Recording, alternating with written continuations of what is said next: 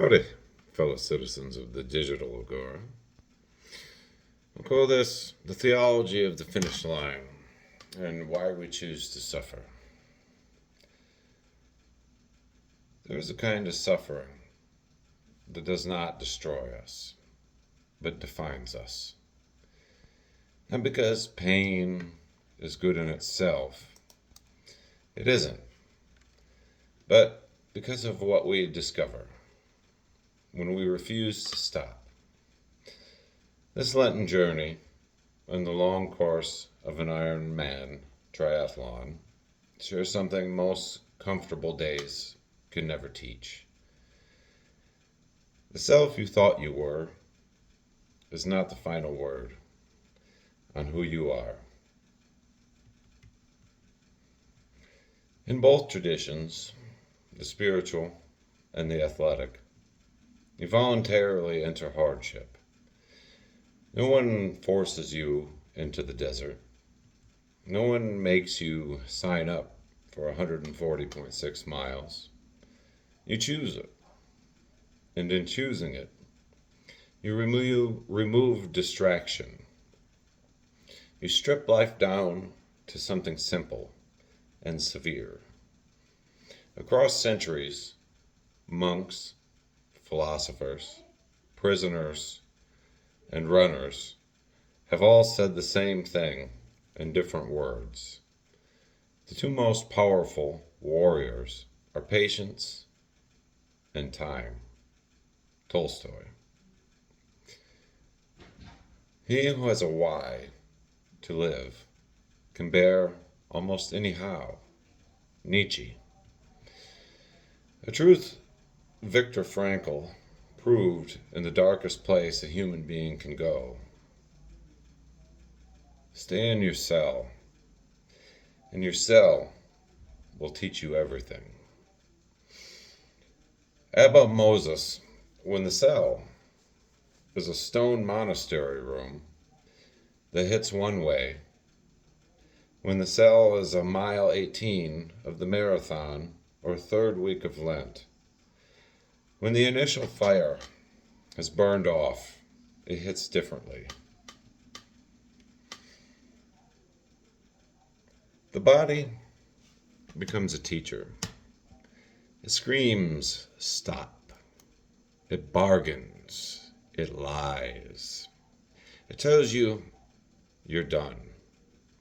And something deeper, call it soul, call it will, call it grace, has to decide whether the voice is master or servant. There's an old line from the ultramarathoner world. The body does not want you to do this, but the mind must be master over the body. And Scripture echoes it in a different register. I can do all things through Christ who strengthens me. Not as bravado, not as ego, but a surrender to strength beyond your own. The deepest moments in endurance aren't about domination.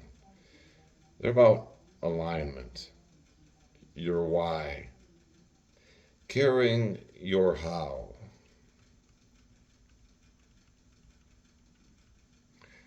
I'm grateful for the life I've grown up in, an analog life, strong, educated women who expected depth from me, men who showed me that faith and scientific curiosity were not enemies.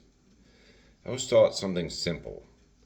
True strength is empathy first, restraint second, and physical dominance only as an absolute necessity. Not because you cannot overpower, but because you don't need to. That lesson matters in the desert, and it matters at mile 18, because what endurance really reveals is not how hard you can hit, but how steady you can remain. The thread between Lent and the Ironman is this. Both ask you to voluntarily intercost, not because suffering is the point, but because transformation requires price. You cannot emerge unchanged. Nietzsche said it. Frankl proved it. The Desert Fathers lived it. Every exhausted runner who kept moving has felt it. Pain is inevitable. Suffering, the story you tell about it, is where the battle lives. Patience, time, purpose. These are quiet weapons.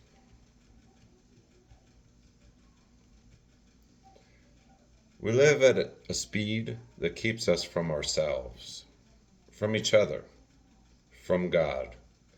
And sometimes it takes a desert or a finish line a long way away to bring us back. Lent and the long race do the same thing.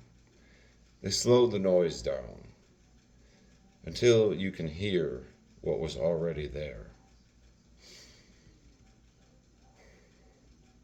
There comes a point in the race or the fast when comfort is gone. No crowd noise, no early enthusiasm, no romantic feeling about the journey. Just you and the question, what are you made of? And what are you willing to become? Because both the desert and the long road will ask the same price. And neither cares about your comfort. But if you stay in the cell, if you keep moving forward, you may discover something on the other side that could not have been reached any other way. The great modern American cynic, Diogenes the dog here, wishing you as well as can be. If you made it this far, thank you. Like, share, subscribe. Diogenes out.